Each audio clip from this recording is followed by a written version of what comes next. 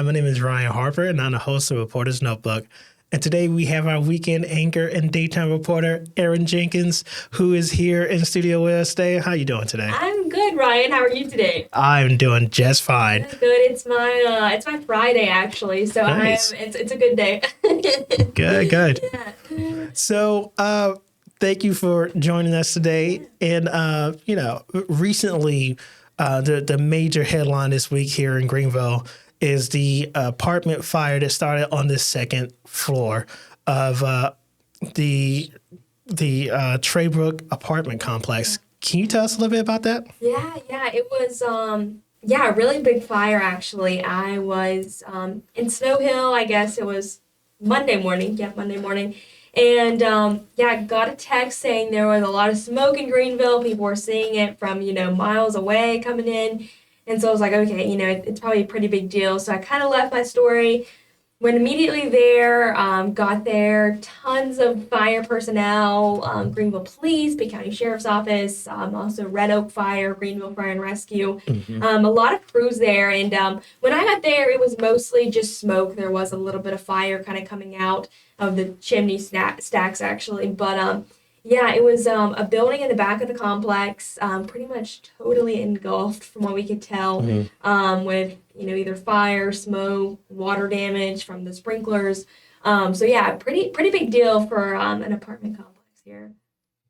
So, I was seeing some of the pictures and the footage that was taken by our chief photographer, Tree, and the scale of it is massive. Like, what was it like stepping onto the scene and just getting to survey the area? Yeah, that's actually probably the biggest fire that I've covered since being a reporter. So it kind of was like really shocking just to see kind of the magnitude of it, but also just the emotions around. I mean, obviously there was a lot of people that had just realized they lost probably all of their belongings, their home.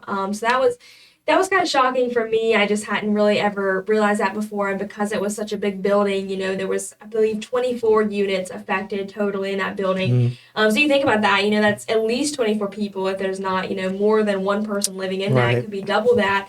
So just kind of really sad. And also, another sad part of it was, talking about some of the sad parts of our job, because honestly, that's what we run into sometimes. But they were rescuing pets out of the building, and so people were just sitting there waiting and kind of agonizing over whether their pet was going to make it out or not. So that was really hard to see too. There was a lot of tears, a lot of hugs, a lot of comforting. So it just showing up to the scene, I was kind of like, whoa, like this is a big deal. Sometimes we show up to things and it's a small kitchen fire or, it's nothing of that magnitude. But this one was definitely a big deal. Now, I know recently that was on Monday. Today's Wednesday. So on Tuesday, I know you tried to get an update. Yeah. Was there any kind of update that you can tell us about? Really what I found was that Greenville Fire and Rescue is still investigating with other organizations kind of the exact cause of the fire. They did determine, like you said, that it started on one of the second floor balconies. From what I could tell is that it started maybe on the back side of the building. Okay. There's a section in the back that was, you can tell, just totally charred up and down. So just from my observations, I'm thinking that's maybe kind of where it started. But obviously they don't know what's caused that. They're still investigating with a lot of organizations like the State Bureau of Investigations and a lot of, statewide places. But I guess some other updates we were able to get yesterday is that, like I said, 24 units affected. The American Red Cross Greenville location here is working on cases for 22 of those. They were still trying to get in touch with the other two. They just hadn't been able to do that yet. Because I talked to a lot of people on the scene there that said, we were away for Mother's Day or we were away for graduations at different schools. A lot of people could have been out of town.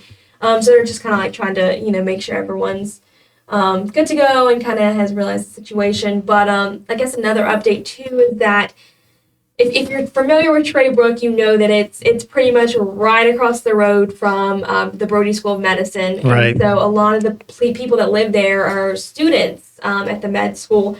So ECU actually released that 10 of those affected were students. And so I obviously that's hard. I mean, as a student, it's hard for anyone, but, you're taking classes, you're trying, probably living away from family, you're kind of on your own. So, ECU is really helping those students. They did tell me that campus housing will be an option for some students if it's needed. Other people could be staying in hotels or with family and friends nearby. But they're also looking at, supplying them with hygiene items and food sources from the campus's purple pantry that they have set up. And also taking out some money. It's called the Students' Treasure Chest, where it really helps for situations like this. If there's ever anything, out of the ordinary that students kind of need financial assistance for, so they're helping those students in that way too. And also the American Red Cross is helping financially through some of their donations to, help get people back up on their feet and at least a place to stay for the time being. Because, another update, I guess I just keep coming with them. I was there last night on my live shot, and that was one thing is that there was the building was still taped off with crime tape. But there was a company coming in and they were actually boarding up all of the entrances. So it looks like, these people are probably not even going to be able to get any of their stuff out that, was salvageable for a while now. So yeah, definitely a hard situation for everyone involved, but that's kind of the updates we're seeing right now. Obviously we'll keep everyone updated, on our newscasts and online on our websites, if we do hear the cause of that and any other updates to the story. So great. Well, the last question I'll ask is going to be this: what are you working on today that people can look out for? Ooh, okay, good question. Actually, I am working on just got assigned a story about Dr. Patrick Green. He is the principal over at Green Central High School in Snow Hill. He was actually named Principal of the Year 1 year ago. So for 2022, he was the statewide Principal of the Year, which is a really big honor because, you think about we have so many school districts across the state, and he was the one that stuck out. So I think that's really interesting. So I'm actually talking with him later today just about kind of his reign as Principal of the Year and what he's been able to accomplish this past year and just kind of what he's looking forward to moving, the next steps. I talked to him earlier in the week, actually, for a different story, and he was saying, he's still going to be really involved. So just looking forward to catching up with him just to see kind of what's in store for him and how this past year has been. And then I'll also be grabbing a story today. Hope Restoration in Kinston is opening up a women's boutique in downtown to kind of raise money for their organization to help, it's a recovery home, so to help kind of keep that up and running for people who need it. Great. Yeah, well, really good stuff.